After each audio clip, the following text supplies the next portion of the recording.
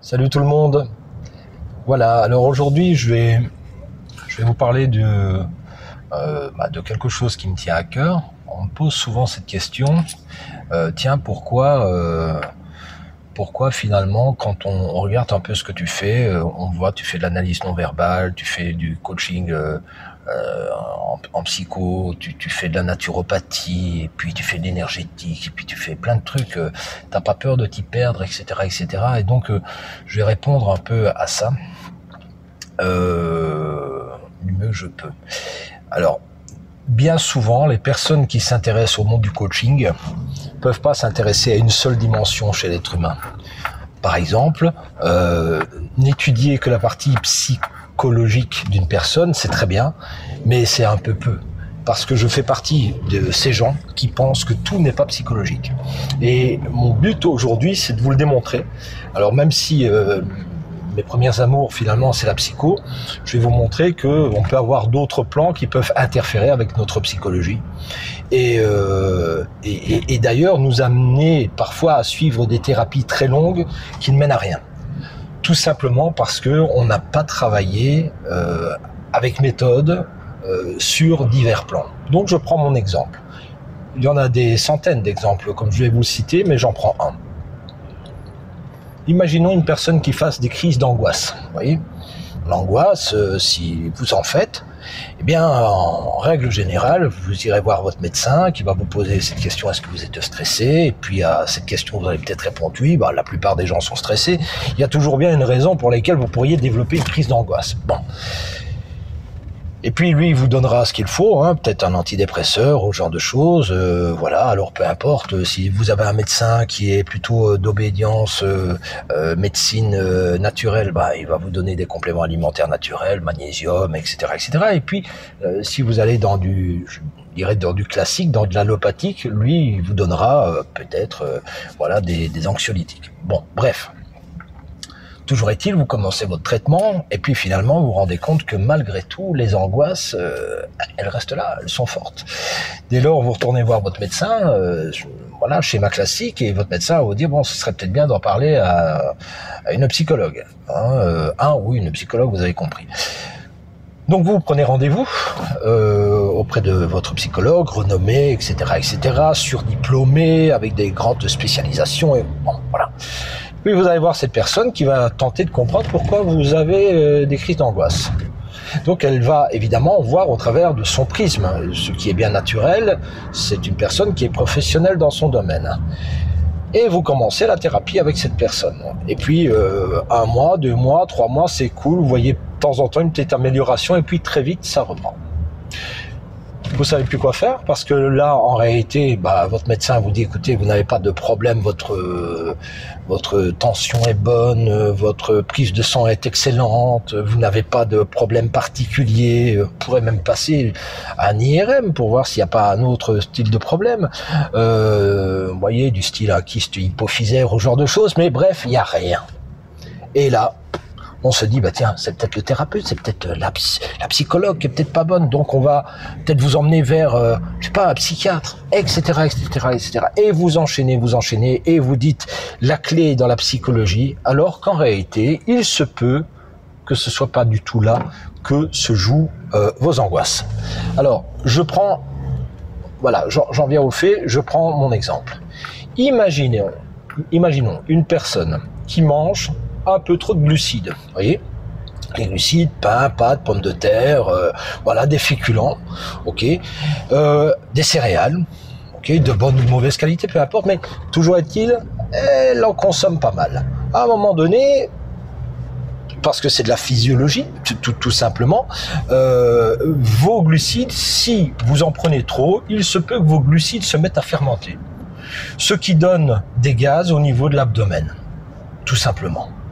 Ces gaz, répartis au niveau de l'abdomen, vont empêcher, par exemple, votre diaphragme de pouvoir bien descendre. Vous savez que le diaphragme, quand vous inspirez et expirez, ça a une des fonctions, c'est aussi de brasser les viscères. Mais si vous avez trop de pression au niveau de l'abdomen, le diaphragme ne peut plus s'abaisser. de la même manière. Ce qui veut dire qu'il a une tendance à rester bloqué. Et lorsqu'un diaphragme commence à rester bloqué, eh bien, une des caractéristiques, c'est que vous commencez à faire des crises d'angoisse. Vous voyez, parce que vous respirez pas bien. Et donc là, vous pouvez faire de la visualisation, vous pouvez faire du tai chi, vous pouvez faire tout ce que vous voulez. Si on n'a pas mis à jour qu'en réalité votre problème d'angoisse vient de l'intestin, eh bien vous pouvez tourner comme ça pendant des années, ça ne changera strictement rien. Voilà pourquoi, dans ce cas présent, mais j'aurais pu prendre un cas énergétique, comme j'aurais pu prendre un autre cas, un cas qui touche la spiritualité. Si on n'étudie pas l'être humain au travers de différents plans, énergétiques, physiologiques, psychologiques, émotionnels, spirituels, si on ne prend pas tout ça en compte, et si avec une méthodologie, on ne met pas à jour certains mécanismes, eh bien, vous finissez pendant des années à tourner et on ne trouve jamais la solution. Voilà pourquoi je prône, moi, un coaching sur de multiples levels, sur de multiples plans, parce que c'est encore la seule chose qui vous permette de mettre à jour ce type de problématique. Voilà, je voulais vous partager ça, et je sais en vous le partageant que bien souvent, les gens vous diront « Oui, mais à force de faire trop de choses, finalement, on ne maîtrise rien. » Alors, j'aime beaucoup cette argumentation parce que, vous savez, quand les gens partent en vacances, par exemple en Italie, et qu'ils voyagent à Florence, ils se disent, mon Dieu, regardez, quand même, du temps de la Renaissance, nous avions des Léonard de Vinci, des Michel-Ange, c'était des génies. Ah bon? Vous croyez réellement qu'il y a eu une période comme ça, bénie des dieux, où on n'a produit que des génies?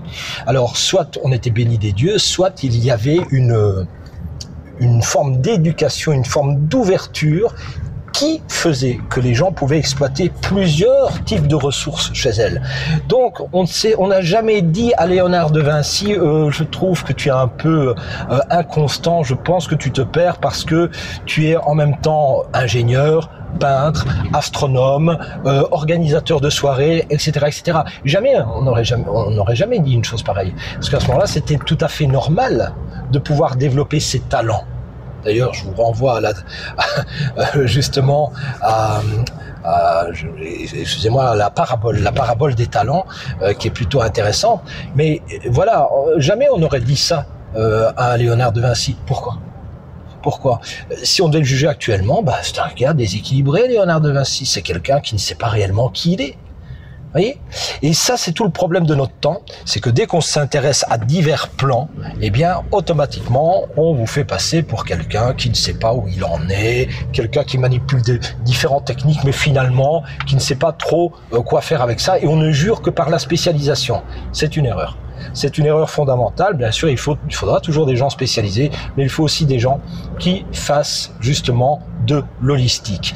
Les techniques alternatives sont des techniques logiquement holistiques. Et donc, petit message à tous mes amis coachs, c'est ce qui fait votre force.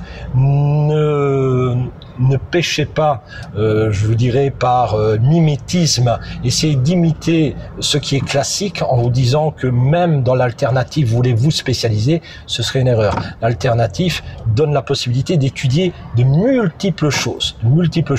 Alors pourquoi je vous dis ça? Parce que si je prends par exemple un ostéopathe, eh bien un ostéopathe actuellement c'est pas très recommandé pour lui s'il veut garder sa licence d'ostéopathie, c'est pas très recommandé qu'il étudie l'énergétique ou qu'il étudie la nutrition, etc. parce qu'on lui dira vous faites trop de choses, hein.